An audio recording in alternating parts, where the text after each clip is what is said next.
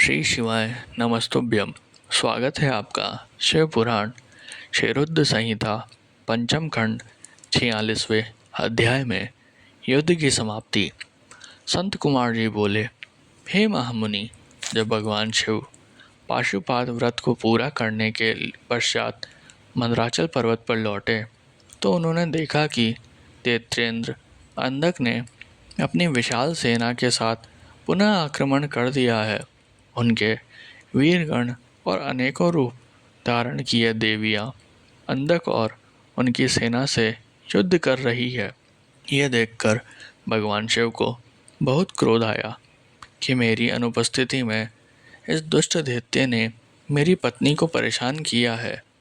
क्रोधित देवादिदेव महादेव जी अंधक से युद्ध करने लगे, परंतु दैत्येंद्र बहुत चालाक था।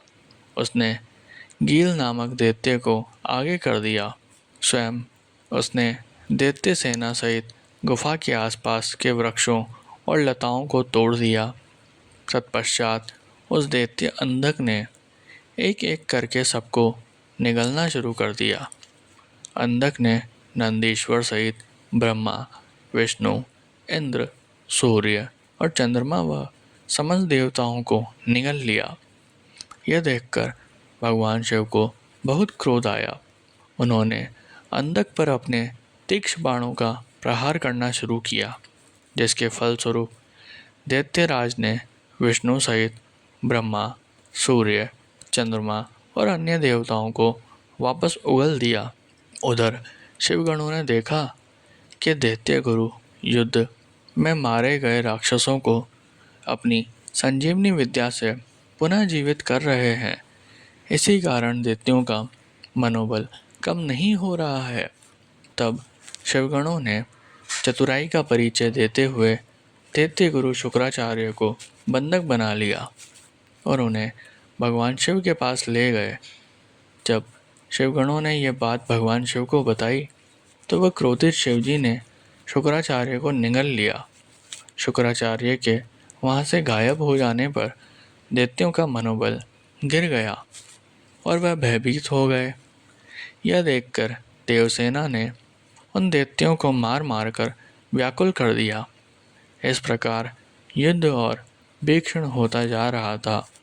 दैत्यराज अंधक ने अब युद्ध को जीतने के लिए माया का सहारा लिया। भगवान शिव और अंधक के बीच सीधा युद्ध शुरू हो गया।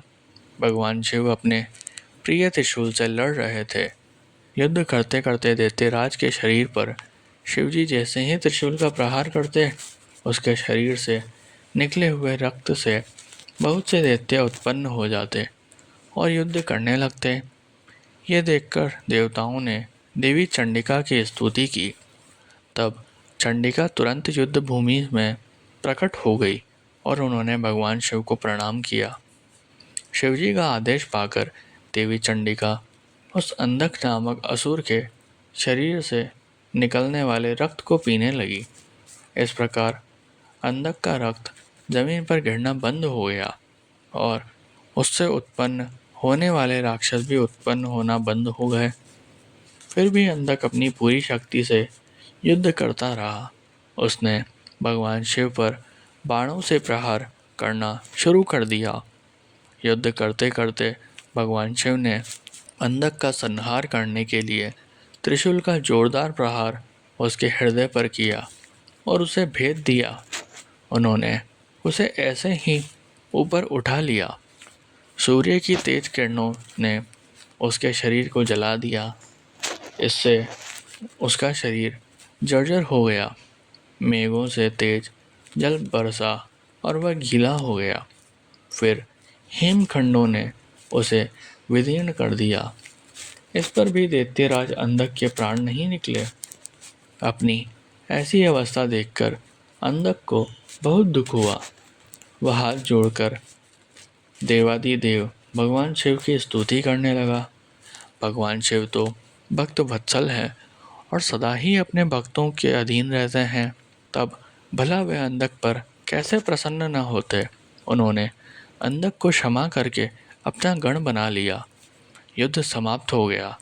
सब देवता हर्षित होकर भगवान शिव की स्तुति करने लगे। भगवान शिव देवी पार्वती को साथ लेकर अपने गणों सहित कैलाश पर्वत पर चले गए। सभी देवता अपने अपने लोकों को वापस लौट गए।